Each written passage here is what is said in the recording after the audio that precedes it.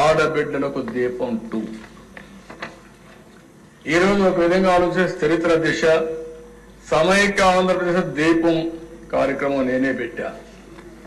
ఆ రోజు దేశంలో ఎవ్వరు కూడా ఆలోచించినప్పుడు మా తల్లి కష్టాలు నేను ఒకసారి ఆలోచించుకుని ఎవరైతే ఆడబిడ్డలు ఉన్నారో ఏ ఆడబిడ్డకు అలాంటి కష్టం రాకూడదనే ఉద్దేశంతో ఆ రోజు దీపం ప్రవేశపెట్టాం. ఈ దీపం యొక్క ముఖ్యమైన ఉద్దేశం చూస్తే ఆ దిశ ఎక్కడెక్కడో కట్టెలు తెస్తారు. ఓసారి వర్షాకాలంలో బయట ఉంటే కట్టెలన్నీ ఎండిపోతే బాగా తడిచిపోతే ఆ కట్టెలు తీసుకొచ్చి పొయ్యిలో పెడితే ఎంత పొగంటే ప్రతి ఒక్క ఇంట్లో ఒకే బెడ్రూమ్ ఇల్లు ఉంటుంది, రూమ్ ఒకటే ఉంటుంది, అక్కడే కిచెన్, అక్కడే డైనింగ్, అక్కడే పడుకుంటారు. ఇల్లంతా కూడా పొగొస్తే ఆడబిడ్డలు పడే కష్టం అవన్నీ చూసిన తర్వాత నాకు అనిపించింది.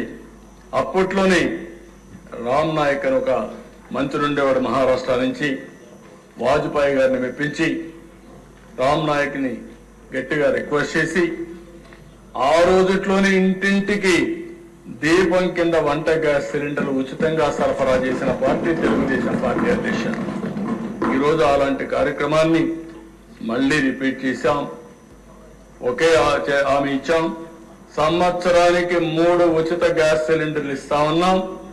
ప్రతి సంవత్సరం 3 ఉచిత గ్యాస్ సిలిండర్లు ఇచ్చే బాధ్యత ఈ ప్రభుత్వం తీసుకుంటున్నామని చెప్పి కూడా నేను మీకు తెలియజేస్తున్నాను. కొంతమంది తెలియని వాళ్ళు మాట్లాడుతున్నారు, ఎక్కడ ఇచ్చారంటారు. ఇది క్యాష్గా చేతికి ఇవ్వడానికి, గ్యాస్ తీసుకుపోవాలంటే సిలిండర్ కావాలి. అంటే ఎవరైనా సరే గ్యాస్ సిలిండర్ ఇంట్లో ఉంటే అయిపోతానే బుక్ చేసుకుంటారు. బుక్ చేసుకుంటే గ్యాస్ వస్తున్న దశ.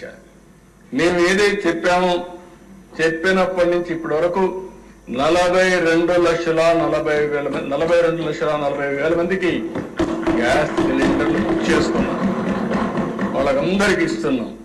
ఇంకొక విషయం కూడా చెప్తున్నాను అధ్యక్ష, దీనివల్ల ఒకటే కండిషన్, సింపుల్ కండిషన్, ఎవరైనా సరే రేషన్ కార్డు ఉండాలి, రెండోది ఆధార్ ఉండాలి. ఈ 2 ఉంటే అందరూ ఎలిజిబుల్. మీరు కూడా చెప్తున్నా, ఊరికే విమర్శలు చేసేది మానండి.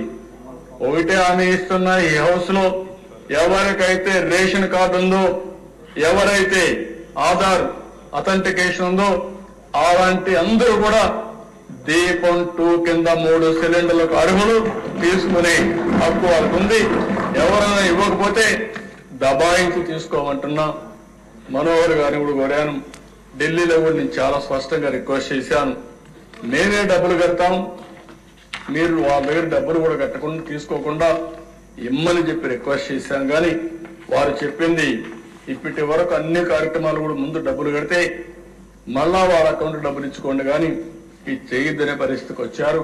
కానీ ప్రయత్నం చేస్తున్నాం.